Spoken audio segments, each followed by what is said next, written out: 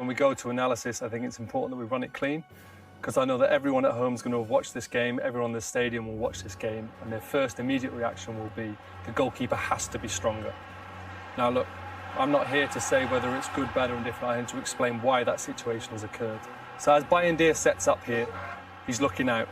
He feels like he's got Mount, he's dealing with Saliba.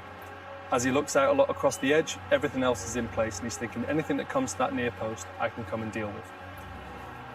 So this is before Declan Rice has started his run-up. Now, that's where he sees it, that's where the action is going to take place. Mount taking care of Saliba, Bayindir focusing on everything that's in front of him.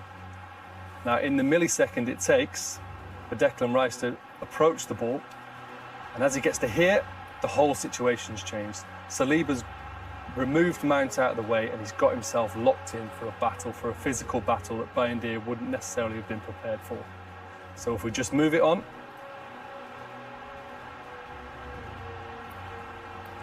As the ball gets to here, Bayindir will be very aware that that's his ball. So he now needs to deal with Saliba. He needs to get him out of the way and create some room so he can deal with the ball. He'll be well aware he's not catching it, but he wants to get a good punch on it and clear his lines. Now this is the moment he just manages to free himself. He just gets away from Saliba. So he needs to get set here, and this is where he needs forward momentum. He needs to be setting off and attacking that ball. Saliba knows that. He knows what he's doing in this situation. Arsenal's strongest player, low centre of gravity, and he just gets the nudge in as Bayindir tries to take off. And that is why it results in him not being able to use his right hand, flaps a left hand at it, and Calafiori cannot believe his luck. Easiest goal he'll score. Now in this situation, personally, I would always want my teammate next to me. I want my teammate, I want Mount the other side of Saliba, so I could use him as a human shield. I'd be using my left arm up against him, because it's not a foul when you're pushing against your own player. It's now a physical battle. Like I say, he's up against Arsenal's strongest player. I'd be using Mount to get him away, clear myself some space. I'd occupy my left arm, and then I'd look to use my right arm to punch. But because he's embroiled in such a strong battle, and his weight's all over the place, he's not able to get a good solid punch on it. But we're going to get a really good example soon of how he could have handled that situation better. The thing is, though, Joe, as a goalkeeper, if you do choose a player to stand between you and someone as strong and as big as Saliba, surely you want someone bigger and with more physical presence than Mount. Yeah, I agree. You want someone who's going to handle one of the hardest players on the pitch, but that's who they chose to do the job, but Saliba just got around it so easily.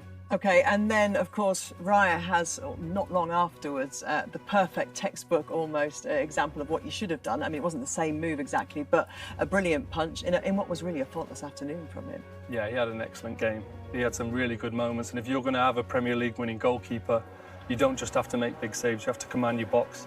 And what I talked about is how he frees up his right arm so he's able to punch away from the goal. Deals with the lit, that's a tough physical battle, just gets that space so he can push it and clear his lines.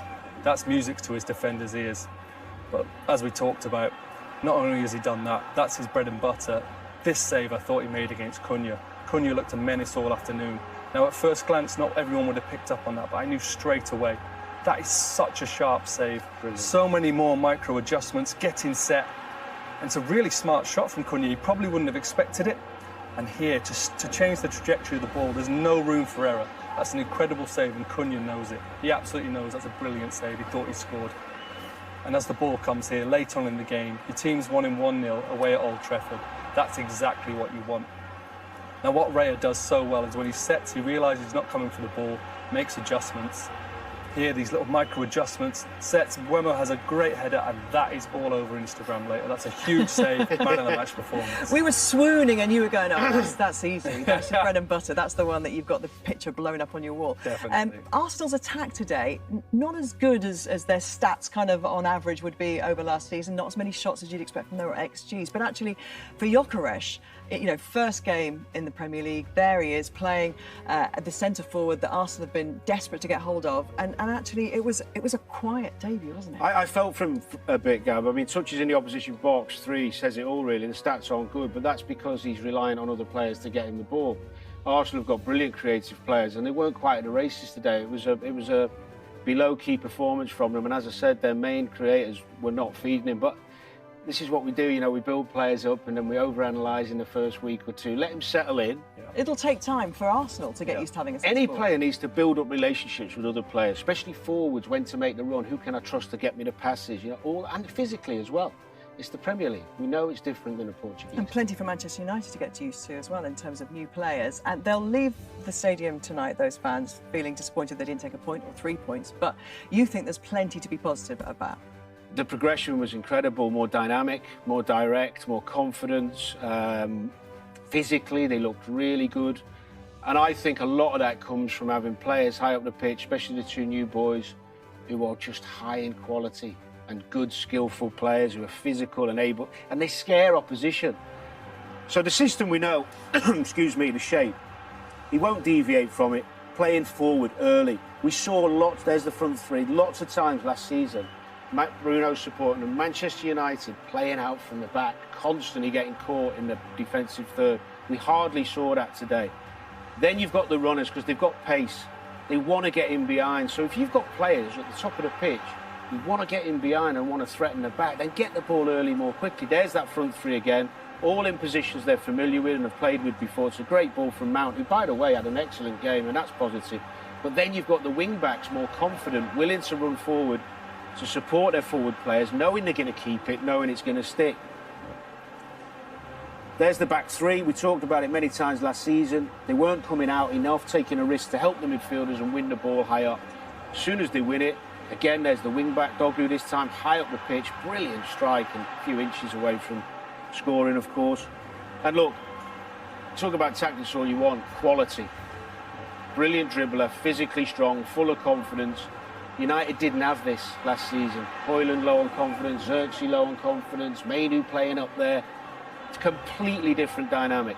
Here's this pass forward. His distribution was great, by the way. Great ball in, and then what have you got? Brilliant passer in Bruno, and now he's got runners linking up. So much to be pleased about for Manchester United fans. And then, again, moments like this, you know, somebody who's got the confidence to take responsibility at Old Trafford in front of that expectant crowd.